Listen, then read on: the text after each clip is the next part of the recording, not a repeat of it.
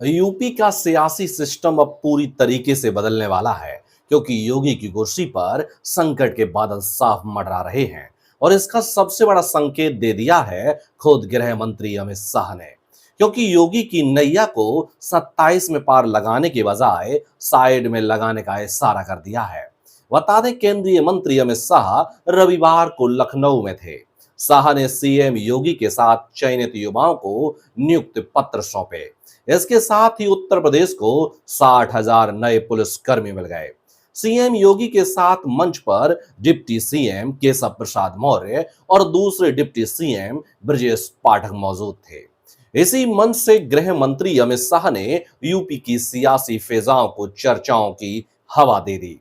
दरअसल जब अमित शाह ने मंच से बोलना शुरू किया तो उन्होंने कहा कि उत्तर प्रदेश के लोकप्रिय और यशस्वी मुख्यमंत्री योगी आदित्यनाथ, यहां तक तो ठीक था, लेकिन इसके बाद जो बोला उसने हर तरफ भूचाल ला दिया। उन्होंने कहा, मेरे मित्र और उत्तर प्रदेश के मुख्यमंत्री केशव प्रसाद मौर्य पुलिस के ऐतिहासिक कार्यक्रम में मौजूद दूसरे डिप्टी सीएम ब्रजेश पाठक और यूपी बीजेपी प्रदेश अध्यक्ष का भी नाम लिया।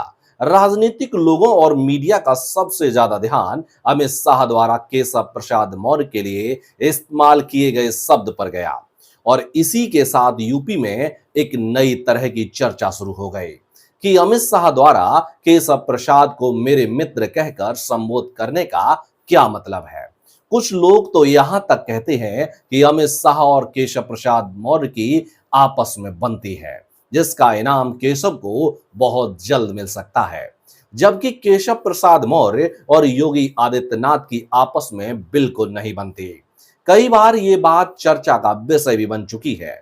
ऐसे में मित्र मौजूदा सीएम के लिए संदेश हो सकता है। अमित शाह के किसी भी बयान के एक एक शब्द में सियासी दांव पेच छिपा हुआ होता है। यही वजह है कि इस बयान के बाद कुछ लोग यह भी कह रहे हैं कि कहीं अमित शाह आने वाले दिनों में योगी का रिप्लेसमेंट केशव प्रसाद मौर्य से तो नहीं देख रहे हैं। वहीं अगर पिछले कुछ सालों की बात करें तो केशव प्रसाद मौर्य का न सिर्फ राजनीतिक वजूद कम हुआ, बल्कि उन्हें चुनाव में हार का सामना भी करना पड़ा। बता दें, केशव पिछड़ी जात से आते हैं। 2027 के चुनाव में पिछड़ी और सवर्णों के बीच लड़ाई की शुरुआत अखिलेश यादव करेंगे। योगी आदित्यनाथ ठाकुर समाज के नेता कहलाएंगे। इसीलिए मौर्य को कोई बड़ी जिम्मेदारी देकर उस नैरेटिव को टैकल करने की कोशिश की जा सकती है। फिलहाल यह सियासत है। यहाँ कौन सा ऊंट कब और किस करवट बैठेगा, इसका सटीक अंदाजा लगाना बेहद ही मुश्किल होता है। कई बार तो सियासतदान को खुद नहीं पता होता कि वह अगली चाल क्या चलने वाला है।